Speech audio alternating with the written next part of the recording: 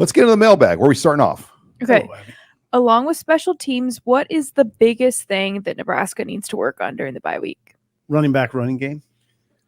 Running back, traditional running game is what I'd say. They got to get it going somehow. More consistency, like Rule pointed out today, more explosive runs, just more overall consistency from that. And it's not just the running backs. It's not just the offensive line. It's the whole operation. I'll add to that, too, because Rutgers played their safeties back. So at that point, you should be able to run. And they weren't able to. And it was a problem because then everything was covered up for Dylan Raiola with almost double coverage on all the routes because they could play those safeties back. Yeah, 2nd and 10, 2nd and 9 was far too common throughout that game. And I guess the only other way to take that to the next step is just overall offense. They need more big plays. You know, we need some more chunk plays. That goes to the passing game, too. Dylan's got to start hitting those. You hit them early. We haven't seen that very much over the last couple games. For sure.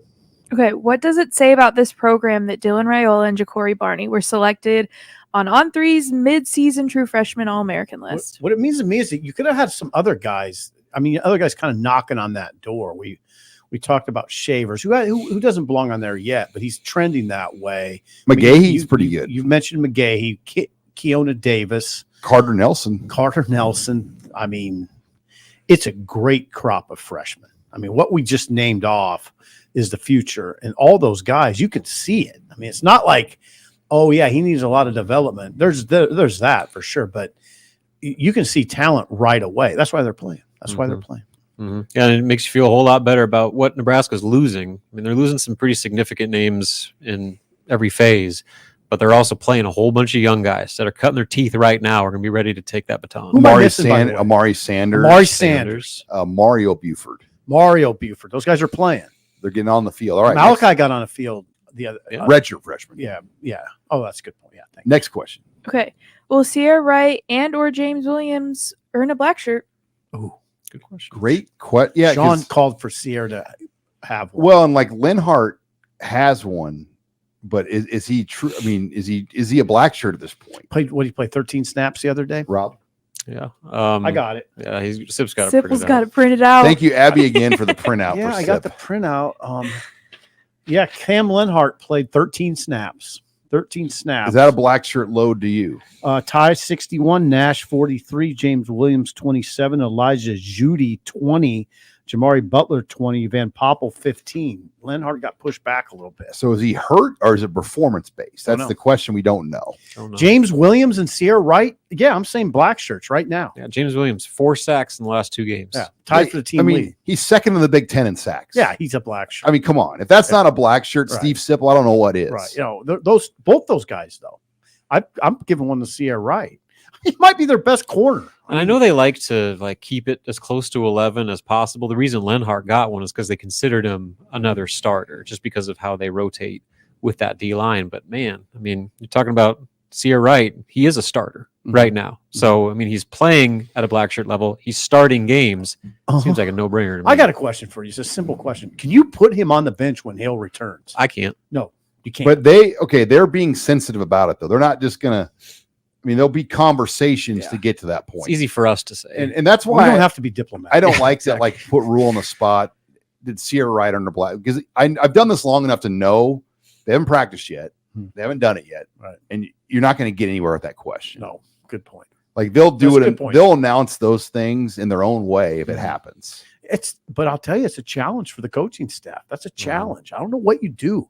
Buford at one corner is a respected guy on that team. Yeah. And Malcolm Hartzog. Yeah. Single-digit. Respected guy. Respected. Those guys are veteran guys who command a lot of respect. So it is kind of a touchy situation that will require some diplomacy. Mm-hmm. Okay, next question. What are your thoughts on Nebraska's newest 2026 commit, Bonwell White? Big. Getting a receiver out of Sioux Falls, one of the top receivers in the 500-mile radius. He had an Oklahoma offer, a Wisconsin offer, a K-State offer, and a Minnesota offer. Yeah. He had everybody. Iowa and Iowa State have not offered yet, but he had bigger offers than that. I mean, for Oklahoma to offer him tells you he's the real deal. But what we learned from Brian Munson was, Davon Bonwell wanted to be a Husker. I mean, he wanted to be a Husker and was ready to commit weeks ago. But his father told him to do it in person up here. And, Sioux Falls is 3 hours from Lincoln. So it's a priority area, and Nebraska has multiple offers out. Hudson Parliament is a 2026 offensive lineman in Sioux Falls they've offered as well. And then for 2027, Cooper Terwilliger, related to the former Terwilliger that played at Nebraska, is a high-level 4-star type tight end that Georgia's already offered. We've seen him. McGuire's done a good job with that room, a really good job with that room. As an aside, real quick, how many drops do you see this receiver group make? You just don't see him. Not many. You flat don't see drops this season. I mean, he's done a good job with that room. And he's stockpiling talent to the extent that we forget the guys that are in there. There's a lot of guys in there that we don't even talk about. All right, before we get to the final question, I want to make this announcement because I forgot to say at the beginning, but I want everybody to join us at Zipline Thursday night. We are going to be out at the Fallbrook location for a special Husker Online live show. Abby, Sip, Robin, myself, Greg, Joseph, Carter.